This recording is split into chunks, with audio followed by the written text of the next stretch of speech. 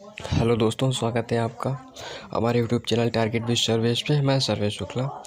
और दोस्तों, आज हम इस सेशन को लेकर आए हैं जो कि आपको पता है कि ये पॉलिटी का सेशन है और इसमें 20+ क्वेश्चंस होंगे यहाँ पे।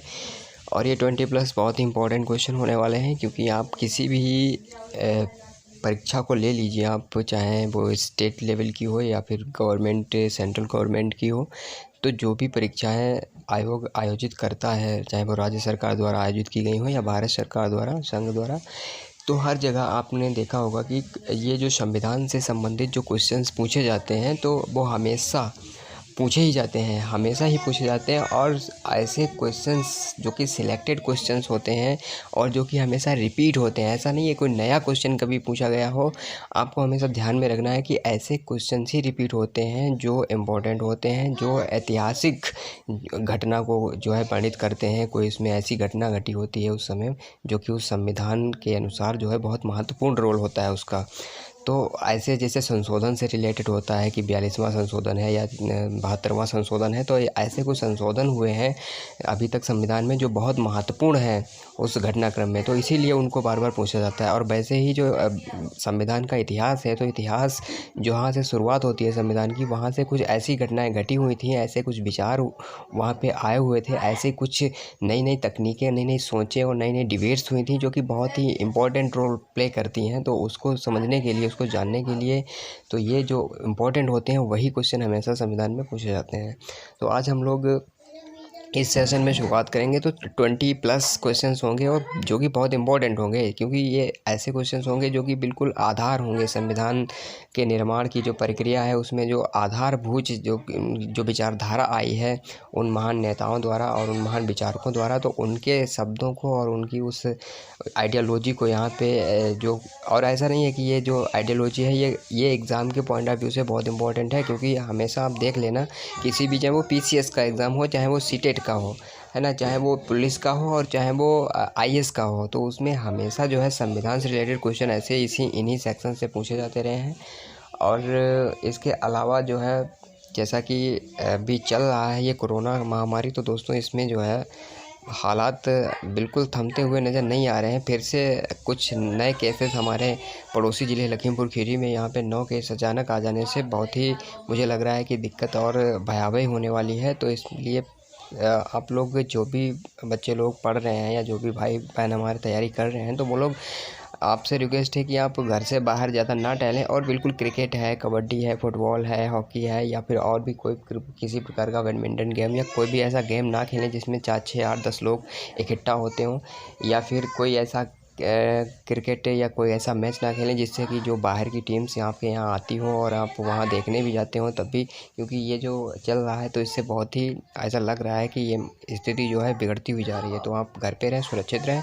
और शुरू करते हैं आज के सेशन को। देखिए, सबसे पहले आपकी स्क्रीन पर क्वेश्चन आपके सामने है और जैसा कि हमने बताया है कि 20+ क्वेश्चन होंगे, इंपॉर्टेंट होंगे। अगर अभी आपने चैनल को सब्सक्राइब नहीं किया तो प्लीज़ सब्सक्राइब भी कर लें और अपने दोस्तों को भी शेयर करें दोस्तों, क्योंकि इसके बाद जो 20+ करके हम क्वेश्चन देंगे तो वो भी बहुत ही इंपॉर्टेंट, हमेशा रिपीटेड क्वेश्चन होंगे, ये ध्यान रखना है आपको।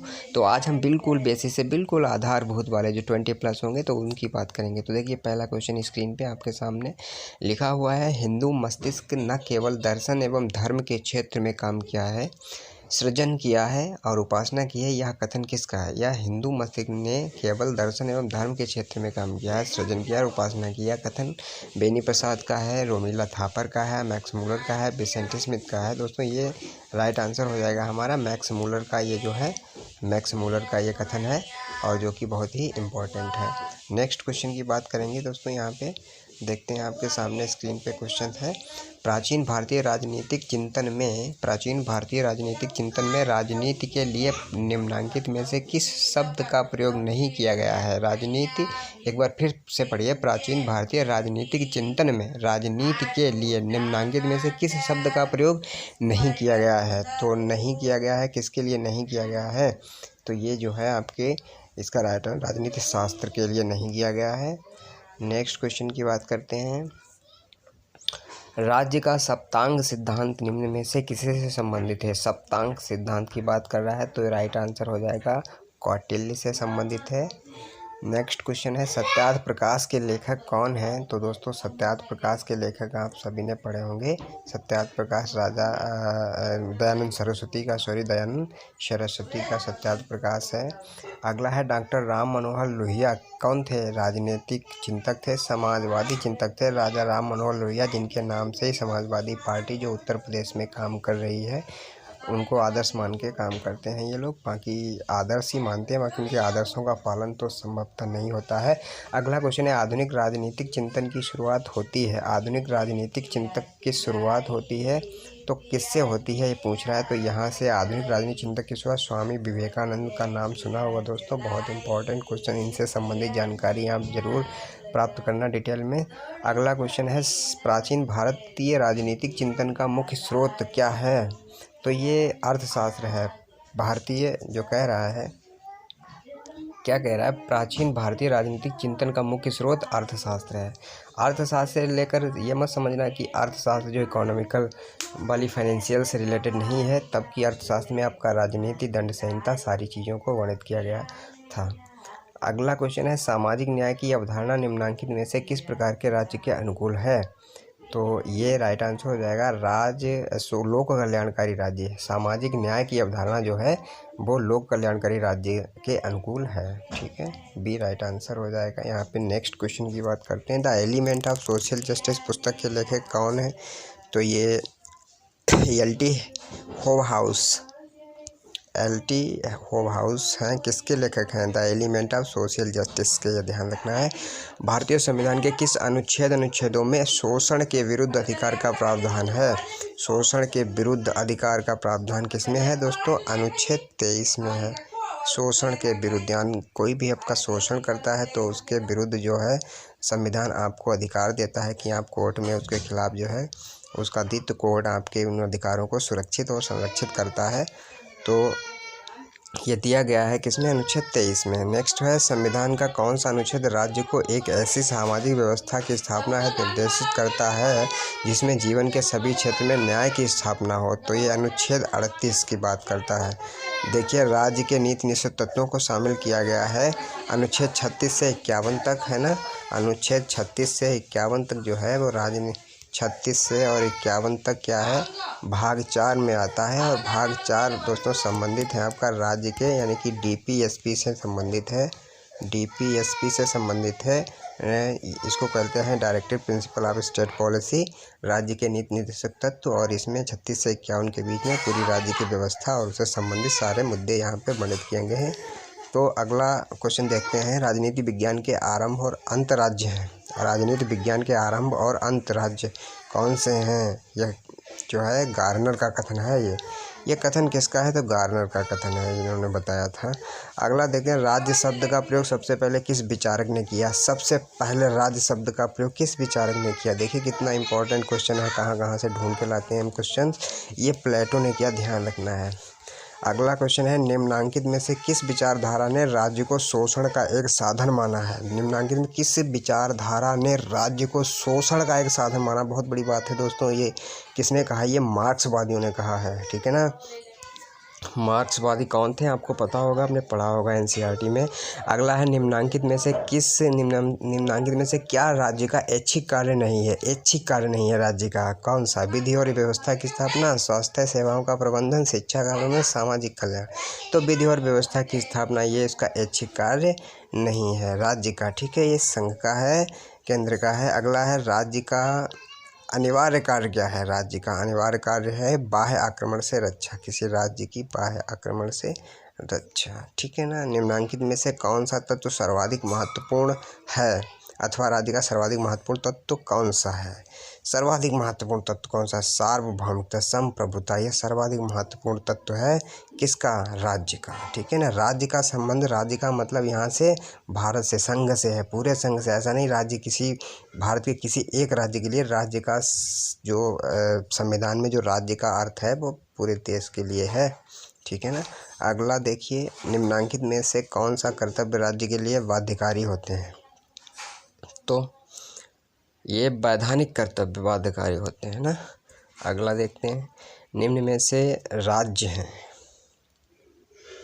कौन राज्य हैं भाई? मध्य प्रदेश, मिजोरम, संयुक्त राष्ट्र संघ, म्यांमार।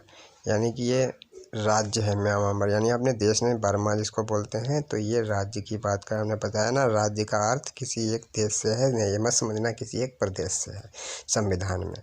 अगला है पुलिस शब्द का अर्थ है। पुलिस शब्द का अर्थ क्या है? पुलिस शब्द का अगर अर्थ है नगर राज्य, ठीक है ना। नेक्स्ट है किस विचारक के अनुसार नागरिक वह है जो राज्य के कार्यों में भाग लेता है? तो यह जो विचार है अरस्तू का ही है, और अरस्तू के विचार से नागरिक वह है जो राज्य के जो है कार्यों में भाग लेता है। नेक्स्ट क्वेश्चन है निम्नलिखित में से किस आधार पर नागरिकता नहीं प्राप्त होती है? किस आधार पर नागरिकता नहीं प्राप्त होती है? तो ये जो है व्यवसाय के द्वारा नागरिकता नहीं प्राप्त होती है, जन्म द्वारा, वंश द्वारा, विवाह द्वारा नागरिकता प्राप्त होती है। फिर अगला है निम्नलिखित में से एक नागरिक अधिकार नहीं है। नागरिक अधिकार इच्छानुसार आचरण करने का अधिकार, संपत्ति का अधिकार, शिक्षा का अधिकार, सभा करने का अधिकार। इच्छानुसार आचरण करने का अधिकार ये नागरिक अधिकार नहीं है भाई। इच्छानुसार आप किसी को अपनी मारने नहीं लगेंगे, गाली नहीं देने लगेंगे, तो इस तरीके से इच्छा अनुसार आप नहीं कर सकते हैं। बाकी आपके पास स्वतंत्रता है। संपत्ति का अधिकार जो है वो मूल अधिकार से निकाल दिया गया है। तो अभी तक मूल अधिकारों की संख्या कितनी रह गई है और कितनी थी आप ये बताएंगे कमेंट में। अगला है निम्नलिखित में से कौन से कर्तव्य राज्य के लिए बाध्यकारी होते हैं? वैधानिक कर्तव्य, ये अभी क्वेश्चन ऐसा लग रहा है कि रिपीटेड हुआ है। नेक्स्ट है नागरिकता राजनीतिक बंधन का सूत्र है। नागरिकता राजनीतिक बंधन का सूत्र है और यह उसकी प्रकृति पर निर्भर करता है कि वह कितना मजबूत है। यह किसने कहा था? तो यह जो वाक्य है ये J.S. बारवेलर के अनुसार कहा गया है। ध्यान रखना, एक बार फिर से क्वेश्चन को पढ़ लेना। आगे चलते हैं। इकहरी नागरिकता है कहाँ है? रूस में, जापान में, भारत में, स्विट्जरलैंड में। इकहरी नागरिकता कहाँ है? भारत में इकहरी है। अन्य देशों में यहाँ पे जो दिए गए हैं वहाँ पे दोहरी नागरिकता का प्रावधान है। अगला है मध्य भारत में मानवाधिकार आयोग का मुख्यालय कहाँ स्थित है? मध्य भारत में मानवाधिकार आयोग का मुख्यालय भोपाल में स्थित है ना। यानी कि मध्य भारत का बात करें तो मध्य प्रदेश में आ जाएं तो भोपाल में स्थित है। संविधान उस पद्धति का प्रतीक होता है जो किसी राज्य द्वारा अपने लिए अपनाई जाती है। यह कथन किसका है? यह कथन जेलेनिक का है, ठीक है ना, जेलिनेक का है। यह कथन इम्पोर्टेंट है। विकसित संविधान में निम्नांकित के से किसका मुख्य योगदान होता है? विकसित संविधान में निम्नांकित में से किसका मुख्य योगदान होता है? तो ये जो है प्रथाओं का, विकसित संविधान में प्रथाओं का क्या होता है? प्रथाओं का निम्नांकित में से किसका मुख्य योगदान? प्रथाओं का मुख्य योगदान होता है।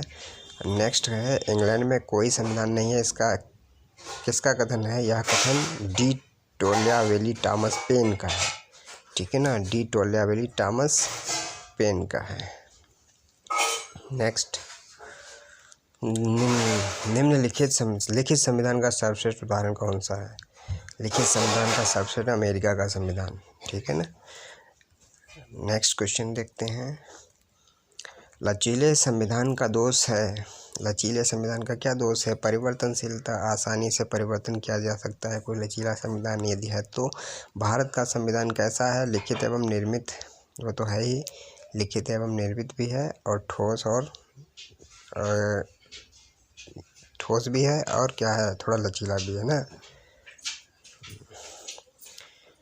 किस प्रकार के संविधान में क्रांति की संभावना अधिक होती है? तो राइट आंसर हो जाएगा कठोर संविधान में क्रांति की जो है धारणा सबसे अधिक होती है। भारतीय संविधान कैसा है? ये लिखित संविधान है भारतीय संविधान, ठीक है।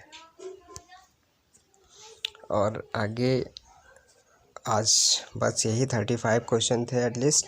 दोस्तों अगर वीडियो सेशन पसंद आया है तो दोस्तों में ज़रूर शेयर कीजिएगा, और क्वेश्चन इंपॉर्टेंट लगे हो तो चैनल को सब्सक्राइब कर लेना, क्योंकि आने वाले सेशन में भी हम बहुत ही इंपॉर्टेंट क्वेश्चन का सिलेक्शन करेंगे। तो अभी अगर चैनल सब्सक्राइब नहीं है, चैनल सब्सक्राइब करें, दोस्तों में भी शेयर करें। और अगर आपको कुछ डाउट होता है, जैसे कि आप जब वीडियो प्ले करते हैं और क्लियरिटी अच्छी नहीं आती है, तो यूट्यूब पे आप क्या करेंगे दोस्तों कि यहाँ पे सबसे जब टॉप पे जाएंगे ना आप चैनल पे, यहाँ पे 3 डॉट ऐसे लगेगा, जब आप इसको क्लिक करेंगे तो यहाँ पे क्वालिटी आ जाएगी, तो उस क्वालिटी को आप बढ़ा सकते हैं जिससे आपका वीडियो एकदम क्लियर हो जाएगा, ठीक है ना। तो यहाँ कॉर्नर पे, सबसे कॉर्नर पे जो जाएंगे यहाँ, वहाँ पे 3 डॉट दिखेंगे ऐसे, तो उन 3 डॉट पे टिक करने के बाद आप अपनी क्वालिटी को बढ़ा सकते हैं। तो आज के लिए बस इतना ही दोस्तों, अगले वीडियो में फिर आ जाऊँगा।